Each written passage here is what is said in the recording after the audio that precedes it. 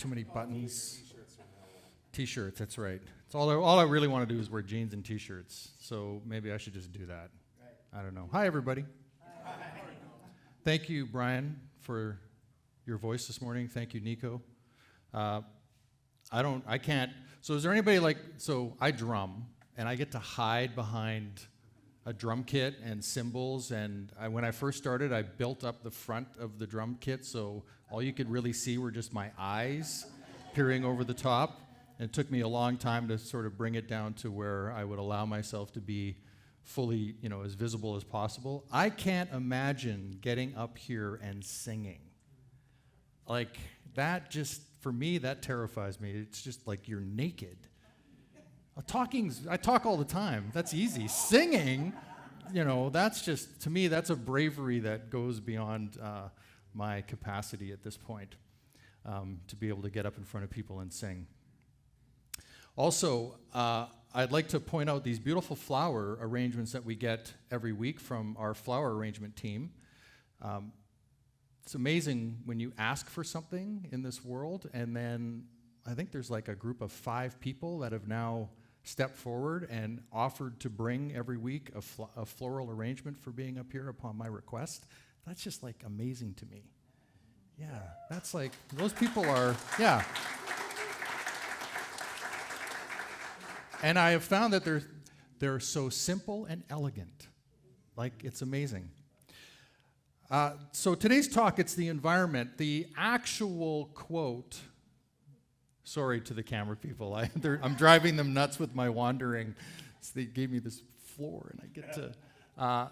the actual quote is from a Bruce Lipton book, and I didn't put it in the talk title because I didn't know how people would take it, but it's "The Environment, Stupid," is the actual chapter of this book from Bruce Lipton. And so I want to share some of his ideas on this because he has studied biology for a very long time and is a noted professor and author and has a number of papers peer-reviewed, etc.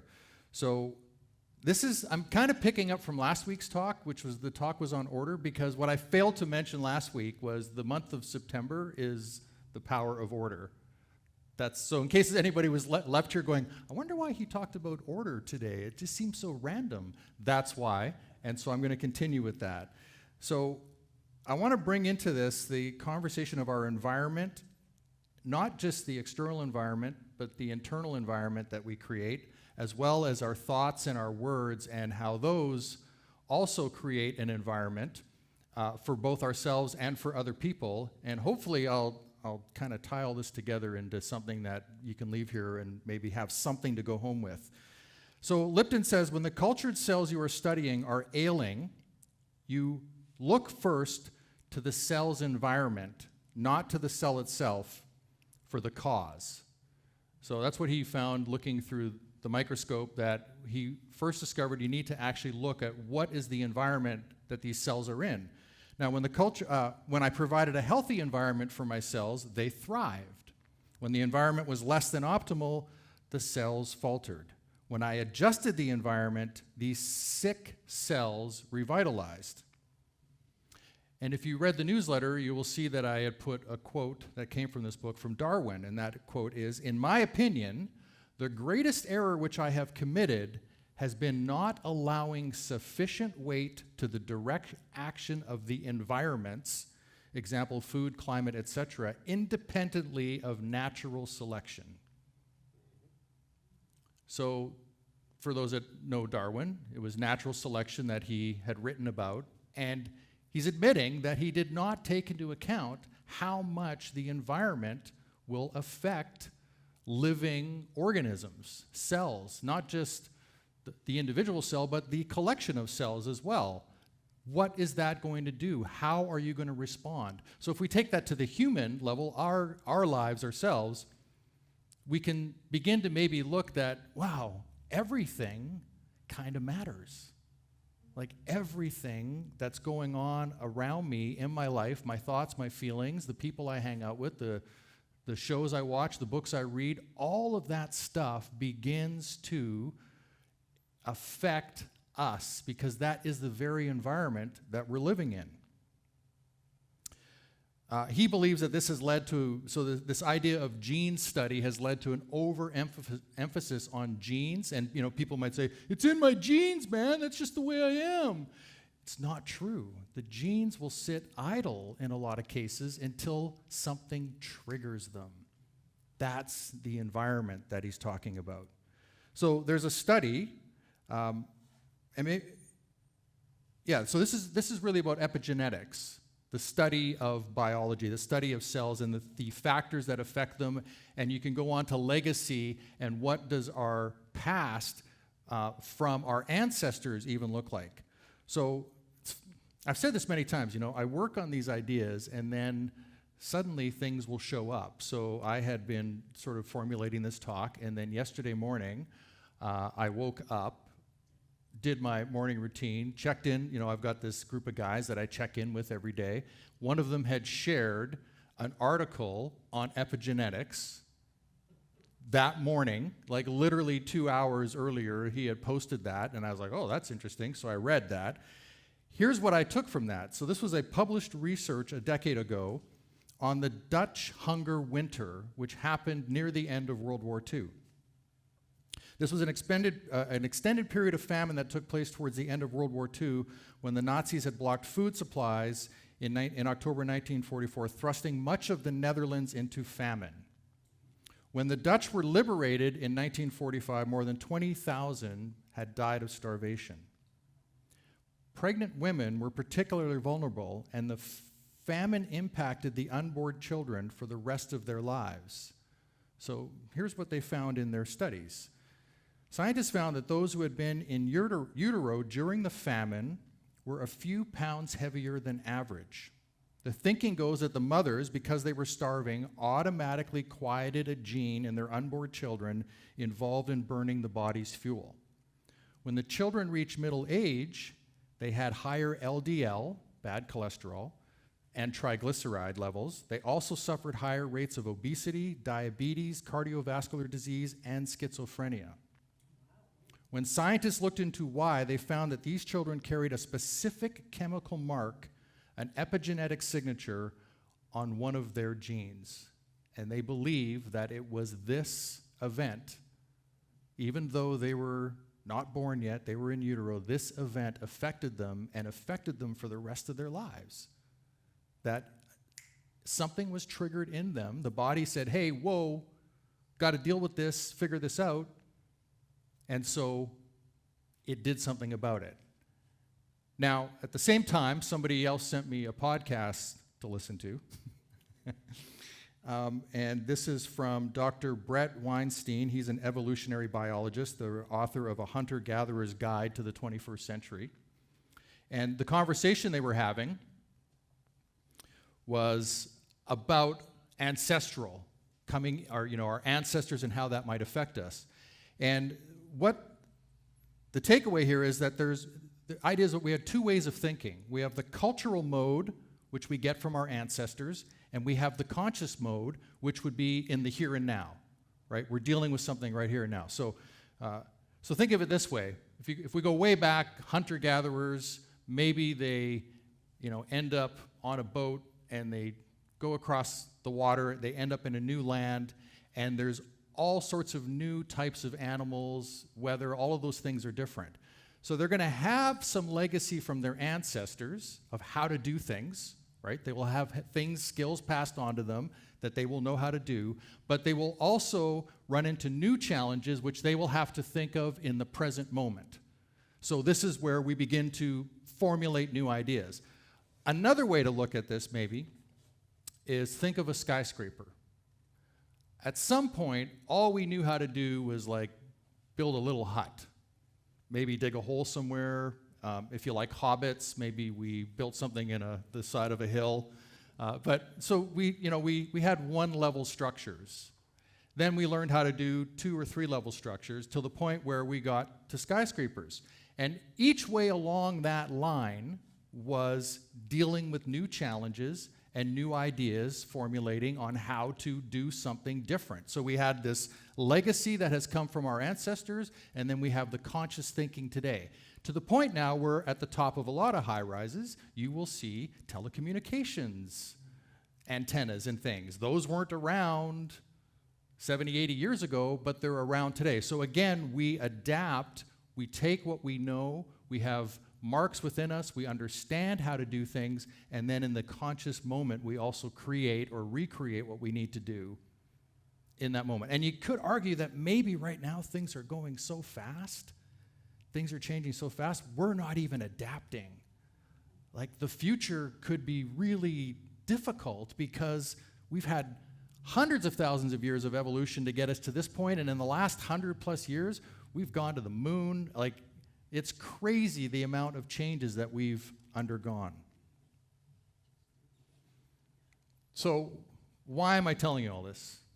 It's a good question. I don't know. Anybody? help me out, people. Anybody know why I'm... No. Oh, the changing environment. No, yes. The point is that the environment that we are in affects us. And there's those that maybe don't believe that, but you have to think of this in terms, at least I believe, you have to think of this in terms on every single level. Every bit of the environment that you are in, that you allow into your world, will affect your perception, your feelings, your moods, how you're going to do things, how motivated or unmotivated you might be. All of that stuff begins to play a part of your creative. And so in the idea of order, as I talked about last week, divine, right? We have the divine mind, where there's that thinking stuff that's floating around, and then we get ideas, and then we have action, right? So those are our three ways of dealing with life. So the law of mind action states that we create through ideas. Creation takes place through the operation of the logos. And in Charles Fillmore's world, that is the word. The word is where everything begins for us. So if we go back to that idea of changing the environment, of moving to a new land, we take our ancestral teachings with us. How did we do that? We did it through conversation. We did it through the word. In the animal world that we know, there is no animal like us. They do not have the ability to get into a new place and say, hey, you know, what mom and dad were doing, what our ancestors were doing, it ain't working anymore. We need to do something different. And we can sit around and have a conversation and throw around ideas and build out a new way of doing or a new way of being. But it starts with the word. That we speak out our creativity. We actually create as we speak. So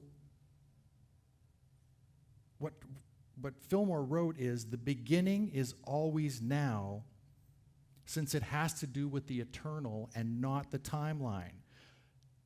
He put it as, God is thinking the universe into manifestation right now. Like, this next moment is created in the moment. It's not something from long ago. It's happening right now. So if that's true, and I tend to agree with it, so just my way of thinking about it is I believe that, then we have the power to create anything we want going forward. Yes? No? What are you thinking? So we got some wavering hands here. Say that again. It's what you think you are creating?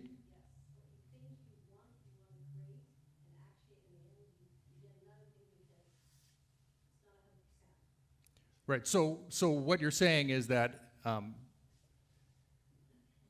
I have an idea of what I want. It doesn't necessarily mean it's going to go that way exactly.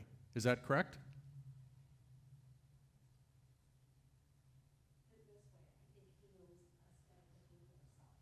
Okay. Right. So where I would push back on that is I don't think I don't think there's a divine being that's orchestrating what's going on here. Yeah, I think we have we have a canvas in which we can create. The trick from everything I've read, the trick is to let it go. Hey, I would like to do this, but not be so stringent on how it looks that you can't see it's actually coming into your existence. And it might shift, and so we need to change and adapt ourselves to that creative flow in the world. To go, hey, I wanted it this way, but you know what, this is maybe better. Maybe this has worked out better than what anything I could have imagined. That in the moment, if we can, I remember when I did the landmark form, the number one, one of the takeaways for me was leave the past in the past, right? If you keep bringing the past into your future, you end up showing up like, let's say you've left a job, it didn't go so well, maybe you had some people there you didn't get along with very well, whatever happened. Right? And you show up at your next job, and if you haven't really dealt with that, the first thing you do is you walk into this new job and you go, hey, I'm here, and you put all of your stuff right on the floor in front of you, and now you're living into that past that you thought you would let go. But because you didn't really deal with it, you just brought it with you, and now you're going to start allowing it to evolve in front of you again. Whereas if you can deal with your past and leave it in the past where it belongs, right? Can we agree that the past belongs in the past? We can? Okay. So if we can leave it in the past, then what do you have?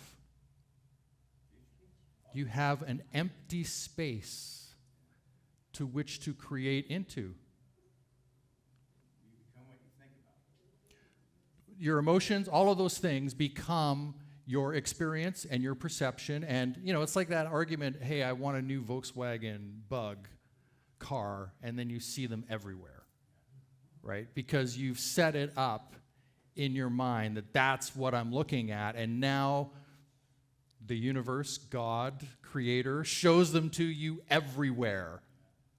They're now, it's like I didn't know. No, they all moved to Nanaimo after you thought I wanted one.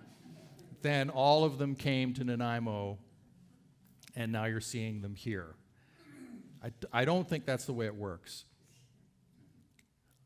I think there's there's that force of life, that creative force, and then we have a say. We have a say in how that goes, and I think the environments that we allow to circulate around us or be in us, what we read, I read biblical scripture a lot. I try to understand it. I read a lot of the Fillmores. I try to understand it into terms that I can comprehend it. But I think that keeps me on a certain path. And it also gives me biases and creates filters in my life, ways of seeing things that I have now set up. And then, if you're normal, I think, then you go out and try to prove all these things, right? You actually look for evidence to prove what you're thinking. And so then there's work to do on that, right? There's work to go, hey, where is this coming from? And maybe I need to take a step back and have a look at that. But I believe that we create through our voice, through our thoughts, which are words, and that is the most powerful thing that we have. Because words, everything we're looking at here in this room was created by the use of language and communication. That seems to be the way it works for us. So the work for us to do is making sure we're very clear on what we're thinking, what we're speaking, what we're taking in, who we're hanging out with. Our environment. I took this from James, and James was believed to be Jesus' brother, who didn't really groove with Jesus when he was alive. The family was like, he doesn't really know what he's doing. They didn't really. Mom loved him, but the brothers apparently, in his hometown were like, no, we don't really want your stuff here. It was after the fact that they began to change their mind around that. From James, it says, "Do not merely listen to the word and so deceive yourselves. Do what it says. Anyone who listens to the word but does not do what it says is like someone who looks at their face in a mirror, and after looking at themselves, goes away and immediately forgets what they look like.